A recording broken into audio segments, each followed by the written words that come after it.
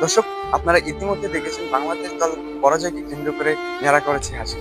এখন আমরা সরাসরি হাসিমের মুখ থেকে শুনবো যে এমন অদ্ভুত চিন্তা তার মাথায় কোথা থেকে এলো।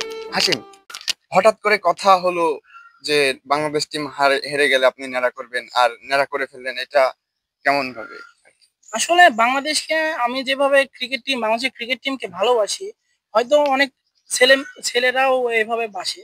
কিন্তু আমি হচ্ছে অতিরিক্ত একটু ভালোবাসি। আমি আমার বাংলাদেশের ক্রিকেট টিমকে আমি আবেগ মনে করি। আমার আবেগে ব আমি এই কথাটা বলেছিলাম যে আজকে ভাবতেও পারিনি যে এভাবে আমার ম্যাচটা হেরে যাবে। এজন্য আমি রাগে ক্ষোভে মানে এই কাজটি করার উদ্যোগ নিয়েছি। এবং আমি আমার নিজের কথার স্বার্থে আমি এটা করেছি। মানে কথা রাখার সাথে। জি।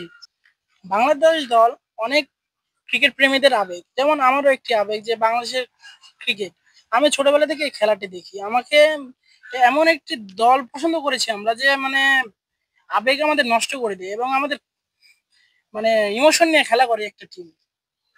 আচ্ছা, আপনি যে ন্যাড়া করলেন, আপনি কি বন্ধুদের সাথে বা কারোর সাথে বাজি ধরেছিলেন যে বাংলাদেশ টিম হারলে আপনি ন্যাড়া করবেন? হ্যাঁ, আমি ম্যাচ চলাকালীন সময়ে আমরা ২ ভাই খেলা দেখি। আমাদের ২ ভাই ২ রুম থেকে খেলা দেখছিলাম। ভাইয়া মাঝখানে বলে উঠলো যে, "আজকে তোর টিম তো হেরে যাবে।" এবং আমার কিছু বন্ধুরা আমাকে মেসেঞ্জারে নক দিয়ে বলছিল যে, "তুই তো এত খেলা দেখিস, দেখ আজকে হেরে যাবে।"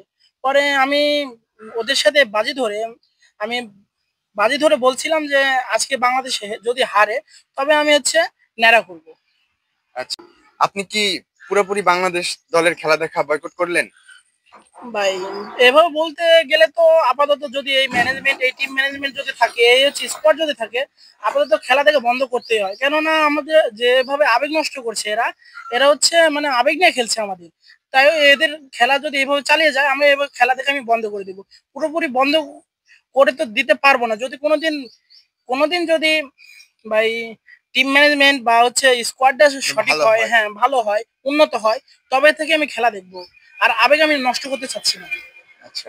তো বর্তমান কোন দলের সাপোর্ট করবেন তাহলে? বর্তমান সাপোর্ট করতে গেলে আমি নিউজিল্যান্ডকে করব। কারণ ওটি একটি শান্তিপ্রিয় দেশ। ওখানে হচ্ছে সবাই ভদ্র প্লেয়ার।